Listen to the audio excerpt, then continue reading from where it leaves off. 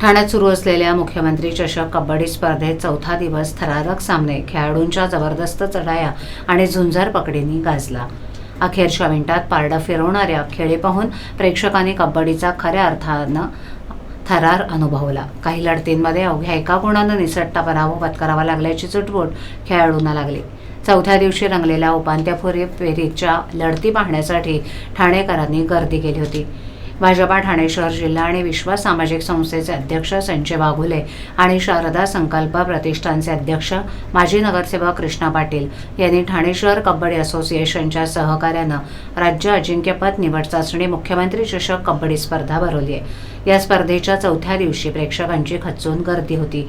72व्या पुरुषांसाठीच्या श्रीकृष्ण करंडक आणि महिलांसाठीच्या स्वर्गीय पार्वतीबाई सांडव चषक राज्य अजिंक्यपद स्पर्धेमुळे ठाण्यातील क्रीडा वर्तुळातील वातावरण कबड्डीमय झाले.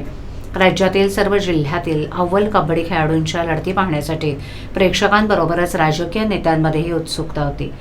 काल माजी केंद्रीय राज्यमंत्री कपिल पाटील, खासदार नरेश म्हस्के, आमदार निरंजन डावखरे, माजी खासदार आनंद परांजपे, शिवसेनेचे जिल्हाप्रमुख गोपाळ लांडगे, माजी महापौर अशोक वैती, भाजपाचे पालिकेतील माजी गटनेते मनोहर डुमरे, माजी ज्येष्ठ नगरसेवक हनुमंत जगदाळे, उमेश पाटील, सुधीर कोकाटे, सिद्धार्थ ओळेकर यांच्यासह सनदी अधिकाऱ्यांनीही स्पर्धेला भेट देऊन खेळाडूंना शुभेच्छा दिल्या. या पदाधिकाऱ्यांनी खेळाडूंबरोबर संवादही साधला, तसंच काही वेळ चुरशीच्या लढतीचा आनंदही घेतला.